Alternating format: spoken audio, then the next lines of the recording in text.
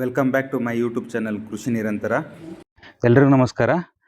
ಎಲ್ರಿಗೂ MSP ಬಗ್ಗೆ ಗೊತ್ತು, ಕನಿಷ್ಠ ಬೆಂಬಲ ಬೆಲೆ ಬಗ್ಗೆ ಗೊತ್ತು. MIS ಅಂತ ಹೇಳಿಬಿಟ್ಟು ಅಂದರೆ ಮಾರುಕಟ್ಟೆ ಮಧ್ಯಸ್ಥಿಕೆ ಯೋಜನೆ ಅಂತ. ಅದರ ಬಗ್ಗೆ ನಾವೆಲ್ಲರೂ ತಿಳ್ಕೊಬೇಕಾಗತ್ತೆ. ಯಾಕೆ ಅಂದರೆ ಇತ್ತೀಚಿನ ದಿನಗಳಲ್ಲಿ ಶುಂಠಿಯಲ್ಲಿ ಅತಿ ಕಮ್ಮಿ ಆಗಿತ್ತು. ಸೊ ಹಾಗೆ ಹಾಳಾಗುವ ಬೆಳೆಗಳಲ್ಲಿ ಅದನ್ನ ನಾವು ಉತ್ತಮ ಬೆಲೆ ಪಡೀಲಿಕ್ಕೆ ಮಾರ್ಕೆಟ್ ಇಂಟರ್ವೆನ್ಷನ್ ಸ್ಕೀಮ್ ಅಂತ ಇದೆ. ಅದ್ರ ಬಗ್ಗೆ ತುಂಬ ಜನ ಗೊತ್ತಿಲ್ಲ. ರೈತರು ಸಂಘಟಿತವಾಗಿ ಹೋರಾಟ ಮಾಡಿದರೆ ಅದಕ್ಕೆ ನಾವು ನಮ್ಮ ಬೆಳೆಗಳಿಗೆ ಉತ್ತಮ ಬೆಲೆಯನ್ನು ಪಡಿಬೋದು. ಅದಕ್ಕೆ ಶುಂಠಿಯಲ್ಲಿ ಜಾರಿಯಾಗಿರುವಂಥ MIS ಬೆಲೆನೇ ಉದಾಹರಣೆ. ಆ MIS ಬೆಲೆ ಜಾರಿ ಆಗಬೇಕಾದ್ರೆ ಇವರು ಮುಂಚೆನೆ ಶುಂಠಿಯನ್ನು ಕೊಟ್ಟಿದ್ರು ಕೂಡ. ಇವ್ರ ಹೆಸರು ಗಿರೀಶ್ ಕುಮಾರ್ ಅಂತ ಹೇಳಿ, ಶಿಕಾರಿಪುರ ತಾಲೂಕು ಹುಲ್ಲಿಂಕಟ್ಟೆ ಗ್ರಾಮಸ್ಥರು. ಇವರು ಇವರು ಶುಂಠಿ ಕೊಟ್ಟಾದ್ಮೇಲೆ MIS ಹೋರಾಟ ಶುರು ಆಗಿದ್ದು. ಆದ್ರೂ ಕೂಡ DC ಮನವಿ ಪತ್ರ ಕೊಡೋದ್ರಿಂದ ಹಿಡಿದು ಆ ಪ್ರೋಸೆಸ್ಸಲ್ಲಿ, ಆ ಕಾರ್ಯಚಟುವಟಿಕೆಯಲ್ಲಿ ಸಂಪೂರ್ಣವಾಗಿ ಇನ್ವಾಲ್ವ್ ಆಗಿದ್ರು.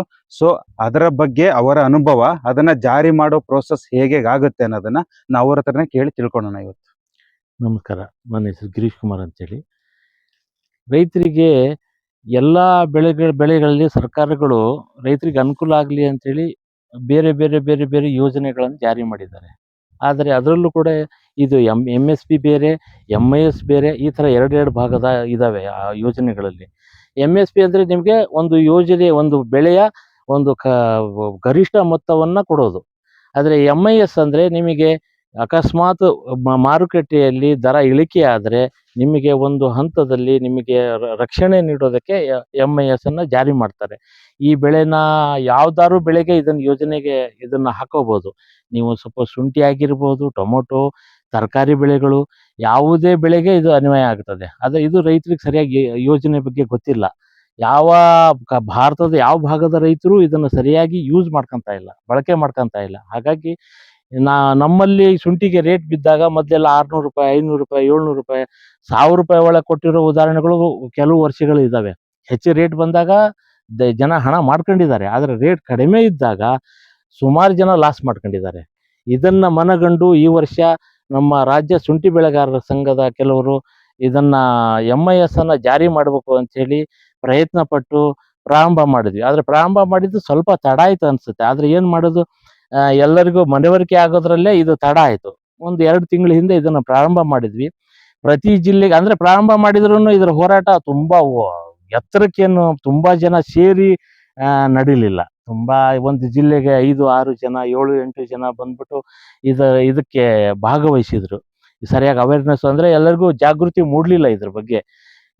ರೈತರಲ್ಲೇ ಒಂದಿಷ್ಟು ಅರ್ಜಿಗಳನ್ನ ಜಿಲ್ಲೆಗಳಿಗೆ ಕೊಟ್ಕೊಂಡು ಅದನ್ನ ರಾಜ್ಯಕ್ಕೆ ಕಳಿಸಿ, ನೀವು ಜಿಲ್ಲಾಧಿಕಾರಿಗಳಿಗೆ ಮನವಿಯನ್ನ ಕೊಟ್ವಿ. ಪ್ರತಿ ಜಿಲ್ಲೆ ಎಲ್ಲೆಲ್ಲಿ ಶುಂಠಿ ಬೆಳಿತಾರೋ ಆ ಜಿಲ್ಲೆಯ ಜಿಲ್ಲಾಧಿಕಾರಿಗಳಿಗೆ ರೈತರು ಹೋಗಿ ಮನವಿಯನ್ನು ಕೊಟ್ವಿ. ಆ ಮನವಿ ರಾಜ್ಯ ಸರ್ಕಾರಕ್ಕೆ ಹೋಯ್ತು. ರಾಜ್ಯ ಸರ್ಕಾರ ಆ ಮನವಿಯನ್ನು ಪುರಸ್ಕರಿಸಿ ಕೇಂದ್ರಕ್ಕೆ ಕಳಿಸ್ತು. ಕೇಂದ್ರ ಅದನ್ನ ಪುರಸ್ಕರಿಸಿ ಒಂದು ಬೆಲೆ ನಿಗದಿ ಮಾಡಿದ್ದಾರೆ. ಈಗ 600, 700, 1000 ಮಾರೋದಕ್ಕಿಂತನೂ ಉತ್ತಮವಾದ ಒಂದು 1400 ಚಿಲ್ಲರೆ ಮಾಡಿದ್ದಾರೆ. ಈಗ 1400, 500 ಮಾಡಿದ್ದಾರೆ ಅಂದ್ರೆ ಅದು ಒಳ್ಳೆ ಮೊತ್ತ ಏನು ಹೌದು. ಆದ್ರೆ ನಮಗೆ ಶುಂಠಿಗೆ ಬೇಕಾದಂತ ವೈಜ್ಞಾನಿಕ ದರ ಅಲ್ಲ. ನಾವು ಅದನ್ನು ಕೂಡ ಫೈಟ್ ಮಾಡ್ತಾ ಇದ್ದೀವಿ. ಅದನ್ನ ಕೋರ್ಟಿಗೆ ಹೋಗ್ಬೇಕು, ಹೈಕೋರ್ಟಲ್ಲಿ ಇದನ್ನು ಫೈಟ್ ಮಾಡಬೇಕು. ಉತ್ತಮ ಈ ವರ್ಷದ ಏನು ಶುಂಠಿಗೆ ಬೆಲೆ ಸಿಗ್ಬೇಕು, ಒಂದು 2000 ಚಿಲ್ಲರೆ, ಅದಕ್ಕೆ ಹೋರಾಟ ಮುಂದುವರಿತಾ ಇದೆ, ಇಲ್ಲಿಗೆ ನಿಂತಿಲ್ಲ. ಆದರೆ MIS ಜಾರಿ ಮಾಡಿಸಿದೀವಿ. ಐತಿಹಾಸಿಕ ಇದು. ಇಡೀ ದೇಶದಲ್ಲಿ ಯಾವ ಭಾಗದ ರೈತರು, ಕರ್ನಾಟಕ ರೈತರು ಮಾತ್ರ ಇದನ್ನ ಹೋರಾಟ ಮಾಡಿ ಈ ಯೋಜನೆಯನ್ನು ಜಾರಿಗೆ ತಂದಿದ್ದಾರೆ.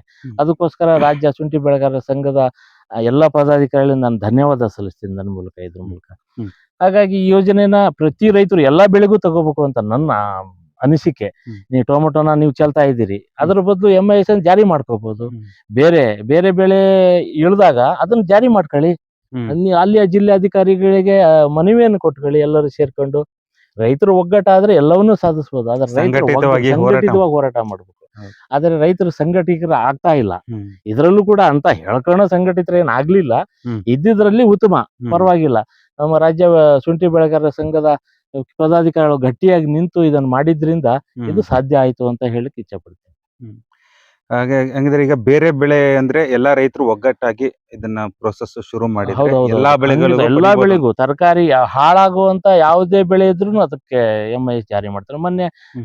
ಆಂಧ್ರದವರು 2 ದಿನದಲ್ಲಿ ಮೆಣಸಿನಕಾಯಿಗೆ ಜಾರಿ ಮಾಡ್ಕೊಂಡ್ರು. ಹ್ಮ್ 7,000 ಇದ್ದಿದ್ದನ್ನ 14,000ಕ್ಕೆ ಏರಿಸ್ಕೊಂಡ್ರು ರೇಟನ್ನ. ಹ್ಮ್ ಆದ್ರೆ ಕರ್ನಾಟಕದ ಫೈಲ್ ಇನ್ನೂ ಯಾರು ಕೇಳೋರಿಲ್ಲ ಅಲ್ಲಿ. ಹ್ಮ್. ಅಲ್ಲೇ ಬಿದ್ದಿದೆ, ಅದಂತೂ ಜಾರಿ ಆಗ್ಲಿಲ್ಲ ಕರ್ನಾಟಕದ್ದು. ಯಾಕಂದ್ರೆ ಅದಕ್ಕೆ ಆಸಕ್ತಿ ಇರ್ಬೇಕು, ಹ್ಮ್ ರೈತರು ಮುಂದೆ ಹೋಗ್ಬೇಕು. ಹ್ಮ್ ನಮ್ಮ ರಾಜ್ಯದ ಮುಖ್ಯಮಂತ್ರಿಗಳು ಪತ್ರ ಬರೆದ್ರು, ಹ್ಮ್ ಅದು ಅಲ್ಲೇ ಪೆಂಡಿಂಗ್ ಆಯ್ತು ಅಷ್ಟೇ. ಹ್ಮ್ ಕೇಳೋರು ಯಾರು? ಅದೇ ಆ ರೀತಿ ಪರಿಸ್ಥಿತಿ ಇದೆ. ಹ್ಮ್ ಅಂದ್ರೆ ರೈತರು ಹೋರಾಟ ಮಾಡ್ಬೇಕು, ರೈತರು ಹೋಗ್ಬೇಕು, ಇದ್ರಾಗ ಹೋಗ್ಬಿಟ್ಟು ಹೋರಾಟ ಮಾಡಿ ಅರ್ಜಿಗಳನ್ನ ಸಲ್ಲಿಸಿ.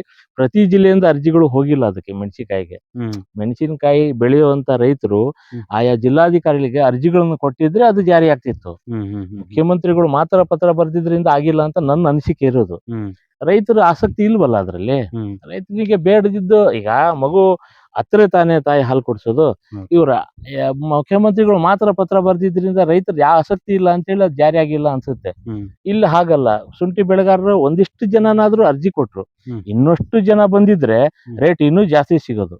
ಹ್ಮ್ ಬರ್ಬೇಕಲ್ವಾ? ಆಗತ್ತೆ ಅಂತ ಮನಗಂಡ ಮೇಲೆ ಹ್ಮ್ ರೈತರು ಈಗಾದ್ರೂ ಸಂಘಟಿತರಾಗಿ ಈಗೂ ಕೂಡ ಹೋರಾಟಕ್ಕೆ ಮುನ್ನೆಲೆಗೆ ಬಂದ್ರೆ ಹ್ಮ್. ಖಂಡಿತ ಇನ್ನೂ ರೇಟ್ ಜಾಸ್ತಿ ಮಾಡ್ಬೋದು. ಹ್ಮ್ ಒಳ್ಳೆ ಈಗೂ ಕೂಡ MIS ಜಾರಿಯಾಗಿದ್ದ ಶುಂಠಿ ಬೆಳೆಗಾರರು ಯಾರು ಶುಂಠಿ ಇಟ್ಕೊಂಡಿದಾರೋ ಹ್ಮ್. ಅವ್ರಿಗೆ ನಾನು ಈ ಮೂಲಕ ಮನವಿ ಮಾಡೋದೇನಪ್ಪಾ ಅಂದ್ರೆ, ಹ್ಮ್. ನೀವು ಸರ್ಕಾರ ಈಗ ಖರೀದಿ ಕೇಂದ್ರಗಳನ್ನ ಪ್ರಾರಂಭ ಮಾಡ್ತದೆ. ಹ್ಮ್. ಆ ಖರೀದಿ ಕೇಂದ್ರಗಳಲ್ಲೇ ಕೊಡಿ. ಈಗ ಹೈಕೋರ್ಟಿಗೆ ನಾವು ಹೋಗೋದ್ರಿಂದ ನಿಮಗೆ ಈಗ ಸಿಗೋ ದರ ಏನು ಅವ್ರು ಫಿಕ್ಸ್ ಮಾಡಿ ಸಿಕ್ಕರೂ ಇನ್ನು ಹೆಚ್ಚುವರಿಯಾಗಿ ಏನು ಕೋರ್ಟ್ ಆದೇಶ ಮಾಡ್ತದೆ, ಆ ಹಣನು ಮುಂದೆ ಬರುತ್ತೆ ನಿಮಗೆ. ನೀವು ಆ ಲಾಭವನ್ನು ಪಡ್ಕೊಳ್ಳಿ.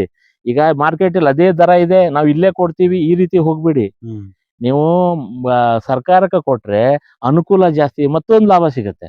ಈಗ APMC ಥ್ರೂ ಖರೀದಿ APMC ಅಲ್ಲೇ ಖರೀದಿ ಮಾಡ್ತಾರೆ. ಹ್ಮ್. ಆಮೇಲೆ ಅವ್ರಿಗೆ ಹೇಳ್ತಾರೆ, ಒಬ್ಬ ಬೆಳೆಗಾರ 1 ಎಕರೆ ಅವ್ರಿಗೆ ಶುಂಠಿ ಇದ್ರೆ, ಹ್ಮ್. ಈಗ ಮೊದಲೆಲ್ಲ ನಿಮ್ಮ ಪಾಣೆಯಲ್ಲಿ ಇದ್ರೆ ಮಾತ್ರ ಖರೀದಿ ಮಾಡ್ಬೇಕು, ಆ ಥರದ್ದಿತ್ತು. ಹ್ಮ್ ಆದೇಶನು ಬೇಡ, ದೃಢೀಕರಣದ ಮೂಲಕನೇ ಖರೀದಿ ಮಾಡಿ ಅಂತ ನಾವು ಮನವಿಯನ್ನು ಕೂಡ ಮಾಡ್ಕೊಂಡಿದೀವಿ. ಹ್ಮ್. ಯಾರ್ಯಾರು ಶುಂಠಿ ಬೆಳೆದಿದ್ದಾರೆ ಒಂದು ದೃಢೀಕರಣ ತಗೊಂಡು ನಿಮ್ಮ ಶುಂಠಿನ ಇಷ್ಟು ಅಲ್ಲಿಗೆ ಅವರು ಫಿಕ್ಸ್ ಮಾಡ್ತಾರೆ, ನೀವು ಎಷ್ಟು ಶುಂಠಿಯನ್ನು ತರಬೇಕು ಅಂತೇಳಿ. ಹ್ಮ್. ಅಷ್ಟು ಶುಂಠಿನ ತಗೊಂಡೋಗಿ ಅವ್ರು ಕೊಟ್ರೆ ಆಯ್ತು, ನಿಮಗೆ ಹಣ ಬರುತ್ತೆ. ಆ ನಿಮಿಷದಲ್ಲಿ ನಿಮ್ಮ ಅಕೌಂಟಿಗೆ ಹಣ ಬರ್ತದೆ. ಹ್ಮ್. ಮಿಕ್ಕಿದ ಹಣನ ನಾವು ಕೋರ್ಟಲ್ಲಿ ಆದೇಶ ಮಾಡ್ಕೋತೀವಿ. ಹ್ಮ್. ಮಾಡಿದ ನಂತರ ಆ ಹಣನೂ ಕೂಡ ಬರುತ್ತೆ, ನಿಮಗೆ ಡಬಲ್ ಲಾಭ ಆಗತ್ತೆ. ಹ್ಮ್. ನೀವು ಇದೇ ರೇಟ್ ಇದೆ ಮಾರ್ಕೆಟಲ್ಲಿ, ನಾವು ಮಾರ್ಕೆಟಿಗೆ ಕೊಡ್ತೀವಿ ಅಂತ ಲಾಸ್ ಮಾಡ್ಕೊಳಕ್ ಹೋಗ್ಬೇಡಿ. ಹ್ಮ್. ನೀವು ಒಳ್ಳೆ ಉಪಯೋಗ ತಗೊಳ್ಳಿ ಇದರಿಂದ. ಹ್ಮ್. MIS ಜಾರಿಯಾದಕ್ಕೂ ಅನುಕೂಲ ಆಗತ್ತೆ, ಹೋರಾಟಕ್ಕೂ ಒಂದು ಫಲ ಸಿಗುತ್ತೆ. ಈಗ ಹಂಗಾದ್ರೆ ಹಾಳಾಗತ್ತಲ್ಲ ಆ ತರದ್ದೆಲ್ಲಾ ತೋಟಗಾರಿಕಾ ಬೆಳೆಗಳಿಗೆ ಕೂಡ MSc MIS ಜಾರಿ ಮಾಡ್ಕೋಬಹುದು. ಹ್ಮ್ ಎಲ್ಲ ನೀವು ಟೊಮೊಟೊ, ಈರುಳ್ಳಿ ಯಾವುದೇ ಇರ್ಲಿ, ಹ್ಮ್ ಬೆಳ್ಳುಳ್ಳಿ ಯಾವುದೇ ಇರ್ಲಿ, ರೇಟ್ ಬಿದ್ದಾಗ ನೀವು ಮನವಿ ಕೊಟ್ರೆ ಅದು ಜಾರಿ ಆಗುತ್ತೆ. ಒಂದು MIS ಜಾರಿ ಮಾಡ್ಬೇಕಾದ್ರೆ ಯಾವ ಬೇಸಿಸ್ ಮೇಲೆ ದರ ನಿಗದಿ ಮಾಡ್ತಾರೆ, ಯಾರು ಮಾಡ್ತಾರೆ, ಆ ಪ್ರೊಸೆಸ್ ಬಗ್ಗೆ ನಮ್ಮ ರೈತ ಬಾಂಧವರಿಗೆ ಸ್ವಲ್ಪ ತಿಳಿಸ್ಕೊಟ್ರೆ ತುಂಬಾ ಅನುಕೂಲ ಆಗುತ್ತೆ. ಈ MIS ಅನ್ನ ಆ, ನಮ್ಮ ಬೆಳೆ ಉತ್ಪಾದಕತೆ ಮತ್ತು ಎಷ್ಟು ಖರ್ಚಾಗ್ತದೆ, ಬೆಳೆಯನ್ನ ಒಂದು ಉತ್ಪಾದನೆ ಮಾಡಕ್ಕೆ ಎಷ್ಟು ಖರ್ಚಾಗುತ್ತದೆ ಅಂತೇಳಿ ತೋಟಗಾರಿಕಾ ವಿಶ್ವವಿದ್ಯಾನಿಲಯಗಳು ಇದನ್ನ ಒಂದು ದರ ನಿಗದಿ ಮಾಡ್ತಾರೆ. ಹ್ಮ್. ಆ ದರ ನಿಗದಿ ಆಧಾರದ ಮೇಲೆ ಸರ್ಕಾರಗಳು ಇದನ್ನ MIS ಅನ್ನು ಜಾರಿ ಮಾಡೋದು. ಹ್ಮ್. ಮತ್ತು ನಾವು ಎಷ್ಟು ಉತ್ಪಾದನೆ ಆಗ್ತಾ ಇದೆ, ಹೊರಗಡೆ ಎಷ್ಟು ಹೋಗ್ತಾ ಇದೆ, ನಮ್ಮ ದೇಶದಲ್ಲಿ ಎಷ್ಟು ಉಳಿತಾ ಇದೆ, ಹ್ಮ್. ಒಟ್ಟಾರೆಯಾಗಿ ಯೋಚನೆ ಮಾಡಿ ಇದರ ದರ ನಿಗದಿ ಮಾಡ್ತಾರೆ. ಉತ್ಪಾದನಾ ವೆಚ್ಚ ಎಷ್ಟು ಖರ್ಚಾಗುತ್ತದೆ, ರೈತರಿಗೆ ಎಷ್ಟು ಇದ್ರ ಬಗ್ಗೆ ಖರ್ಚಾಗ್ತದೆ, ಅದಕ್ಕಿಂತ ಸ್ವಲ್ಪ ಲಾಭ ಇಟ್ಟು ಕೊಡ್ಬೇಕು ರೈತರಿಗೆ. ಇದರ ಉದ್ದೇಶನೇ ಬೇರೆ ದೇಶದ ಮಾರ್ಕೆಟ್ ಮೇಲೂ ಡಿಪೆಂಡ್ ಆಗುತ್ತೆ. ಖಂಡಿತ ಆಗತ್ತೆ. ಯಾಕಂದ್ರೆ ಬೇರೆ ಕಡೆಯಿಂದ ನಮಗೆ ಕಡಿಮೆ ವೆಚ್ಚದಲ್ಲಿ ಅದೇ ಮಾಲ್ ಬರ್ತಾ ಇದೆ ಅಂದ್ರೆ ಇಲ್ಲಿ ಯಾಕೆ ಖರೀದಿ ಮಾಡ್ತಾರೆ ಹೇಳಿ. ನಾವು ಕೂಡ ರೈತರು ಕಡಿಮೆ ಖರ್ಚಿನಲ್ಲಿ ಬೆಳೆಗಳನ್ನು ಬೆಳಿಬೇಕು. ಅದನ್ನ ನಾವು ಅಳವಡಿಸ್ಕೊಳ್ಬೇಕು. ನಾವು ಹೆಚ್ಚು ಖರ್ಚು ಮಾಡಿ, ಈಗ ಶುಂಠಿಲೂ ಕೂಡ ತುಂಬಾ ಖರ್ಚು ಮಾಡ್ತಾ ಇದ್ದಾರೆ. ಅಷ್ಟು ಖರ್ಚು ಅವಶ್ಯಕತೆ ಇರಲ್ಲ ಇದಕ್ಕೆ, ಬೇಕಾಬಿಟ್ಟಿ ಖರ್ಚು ಮಾಡ್ತಾ ಇದ್ದಾರೆ. ಹಾಗೆ ಅಷ್ಟೊಂದು ಖರ್ಚನ್ನೆಲ್ಲ ಲೆಕ್ಕ ಹಾಕೋದಿಲ್ಲ. ನಾವು ಎಷ್ಟು ಖರ್ಚು ಮಾಡ್ತೀವಿ ಅಷ್ಟು ಖರ್ಚು ವೆಚ್ಚಗಳನ್ನ ಅವರು ತೋಟಗಾರಿಕಾ ವಿಶ್ವವಿದ್ಯಾನಿಲಯಗಳು ಅದನ್ನ ಅಧ್ಯಯನ ನಡೆಸಿ ಕಳಿಸ್ಕೊಡ್ತಾರೆ. ಖರ್ಚು ವೆಚ್ಚಗಳನ್ನ ಅದ್ರ ಮೇಲೆ ನಿಮಗೆ ದರ ನಿಗದಿ ಆಗ್ತದೆ. ನೋಡಿ, ನಾವು ಯಾವುದೇ ಬೆಳೆನ ಬೆಳೀಲಿ ಅದರ ದರ ಕುಸಿದಾಗ ರೋಡಿಗೆ ಹಾಕಿ ಆಕ್ರೋಶ ವ್ಯಕ್ತಪಡಿಸುವ ಬದಲು ವ್ಯವಸ್ಥಿತವಾಗಿ ಹೋರಾಟ ಮಾಡಿ ಉತ್ತಮ ಬೆಲೆ ಪಡಿಬೋದು. ಅದಕ್ಕೆ ಶುಂಠಿ ದರ ನಿಗದಿ ಉತ್ತಮ ಉದಾಹರಣೆ ಆಗಿದೆ. ಹಾಗಾಗಿ ಮಾರುಕಟ್ಟೆ ಮಧ್ಯಸ್ಥಿಕೆ ಯೋಜನೆ MIS, ಈ ಯೋಜನೆ ಸದುಪಯೋಗವನ್ನು ನಾವೆಲ್ಲರೂ ಪಡೆದುಕೊಳ್ಳೋಣ ಅಂತ ತಿಳಿಸ್ತಿದ್ದೀನಿ ನಿಮಗೆ. ಇದರ ಬಗ್ಗೆ ನಮಗೆ ಮಾಹಿತಿಯನ್ನು ಸಂಪೂರ್ಣವಾಗಿ ತಿಳಿಸ್ಕೊಟ್ಟ ಗಿರೀಶನ್ ಅವರಿಗೆ ನನ್ನ ತುಂಬ ಹೃದಯದ ಧನ್ಯವಾದಗಳು. ವಿಡಿಯೋ ನೋಡಿದ್ದಕ್ಕಾಗಿ ಎಲ್ಲರಿಗೂ ಧನ್ಯವಾದಗಳು.